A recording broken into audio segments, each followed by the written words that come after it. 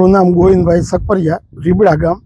મારા શેઢાની જ વાડી છે. જે અમિત ખૂબ જે આપઘાત કર્યો ને, આ બધું અનુરુદ્ધસિંહનું કાવતરું, અને એને જ આ બધું આખું પ્લાનિંગ કરીને આ છોકરાને મરવી નાખ્યો. આની વાંહે કેટલા ટાઈમથી પડ્યા હતા કે આને ગમે એમ કરીને પૂરો કરી દેવો છે. વાડીથી માંડીને ડ્રગ્સથી માંડીને ઘણી જાતના કાવતરા છોકરા ઉપર કરે છે. અનુરુદ્ધસિંહનો ધંધો જ આ છે. આજુબાજુમાં કેટલાય ગામમાં આનો પ્રોબ્લેમ છે. અને આ છોકરાને જે આપઘાત કરવા અને આપઘાત કરાવ્યો છે એનો પોતે જ ભેગો રહીને કરાવ્યો છે આપઘાત. આ એ છેલ્લી કક્ષાના અનુરુદ્ધસિંહના ધંધા છે અને આ કામ એને જ કરાવ્યો છે. દુષ્કર્મ હાવ ખોટું છે, ઊભું કરેલું એનું કાવતરું છે. કાંઈ 5 દીમાં પ્રેમ થઈ જાય, ગાડીમાં થઈ જાય બધું. આ બધી એની ગોઠવેલી છે ને, છોકરીઓ બધી આની જ છે, અનુની. અને એનું એ ભેગા રહીને આ છોકરીનો ધંધો કરાવ્યો છે. આ મા પાપી છે, આને કુદરત સજા આપશે જ.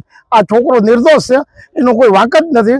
આ વાઘરીના જ બધા ધંધા છે. આને જે મરાવાનો છે અનુના જ ધંધા છે, અને એ પાપ એને ભોગવવું જ પડશે. કુદરત એને છોડશે જ નહીં. અને છોકરીઓ છે ને, આને પૈસા દઈને ઊભી કરેલી છે. છોકરીઓ નામ નથી આપતી, અને 5 દીમાં પ્રેમ થઈ જાય અને ગાડીમાં જ આવું થઈ જાય.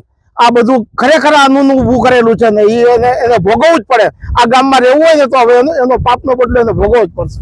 એમાં કોઈ નહીં છૂટી શકે. ઓમ શાંતિ.